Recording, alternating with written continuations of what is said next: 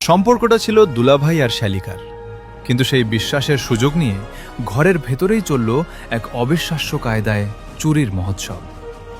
তবে রূপকথার গল্পের মতো নাম বদলে, পরিচয় লুকিয়ে, এমনকি নতুন সংসার পেতেও শেষ রক্ষা হল না সেই চতুর শ্যালিকার। অবশেষে পুলিশের খাঁচায় বন্দী হতেই হল তাকে। ঘটনাটি বরিশালের বানারীপাড়া উপজেলার চাখার এলাকার। বেশ কিছুদিন আগে দুলাভাইয়ের বাড়িতে বেড়াতে এসেছিলেন ওই তরুণী। কে জানত, বেড়াতে আসার আড়ালে মনে মনে অন্য কোনো ছক কষছিলেন তিনি।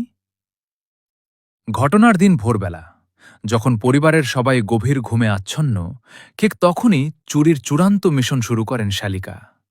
চোখের পলকে আলমারি ভেঙে বোনের গহনা আর নগদ টাকা লুটে নেন তিনি। ভোরের আলো ফোটার আগেই সব মালামাল নিয়ে বাড়ি থেকে চম্পট দেন ওই তরুণী। সকালে ঘুম থেকে উঠে পরিবারের সদস্যরা যখন আলমারি শূন্য দেখেন, তখন তাদের মাথায় যেন আকাশ ভেঙে পড়ে। চুরির পর নিজেকে আড়াজাল করতে এবং পুলিশের হাত থেকে বাঁচতে যেন সিনেমার গল্পকেও হার মানালেন তিনি। শুরু করলেন এক অভিনব খেলা। নিজের আসল নাম আর পরিচয় পুরোপুরি গোপন করে ব্যবহার করতে থাকেন ছদ্মনাম। শুধু তাই নয়, নতুন এই ভুয়া পরিচয় দিয়ে অন্য একটি এলাকায় গিয়ে গোপনে বসেন বিয়ের পিঁড়িতেও। ভেবেছিলেন নাম আর ঠিকানা বদলে ফেললে হয়তো পৃথিবীর কেউ আর তাকে খুঁজে পাবে না।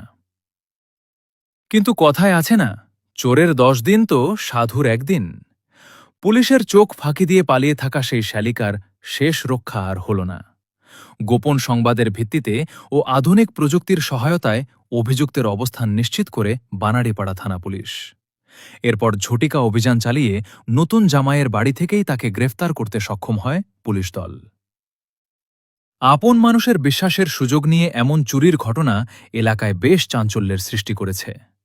তবে অপরাধ করে পার যে পাওয়া যায় না, এ চতুর শ্যালিকা